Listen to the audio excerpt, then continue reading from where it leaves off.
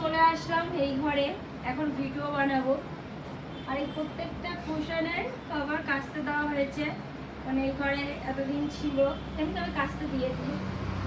এই বালিশটার কভারটা তো দেওয়া হলো না গো, ওই তুলো বেরোচ্ছে। ও, এইগুলো ওই ঘরে নিয়ে যাবো, তুলো বেরোচ্ছে। এই বালিশের কভারগুলো ফাটিয়ে ফেলে আমার বর, কারণ সে কীভাবে ঘুমায় এইভাবে, মানে বালিশটা তো এরকম, তো সে এরকম গলা মোচা ফাটিয়ে ফাটিয়ে। আর এই বালিশটা দেখো কত সফট, এটা মানে আমার ছেলেদের দুখানা আছে, ওর ঠাম্মি বানিয়ে দিয়েছে। আমাদের গাছ ছিল শিমুল গাছ, এইখানটায় সেই শিমুল গাছেরই তুলো দিয়ে বালিশ বানিয়ে দিয়েছে। এই কয়দিন ওই যে আমাদের পুচকি মাম্মাম ছিল, তো ওকে দিয়েছিলাম ঘুমাতে, তো ওর জন্য ওই ঘরে নিয়ে যাচ্ছি। এখন অনেকগুলো কাজ রয়েছে, সেগুলোই দেখাবো।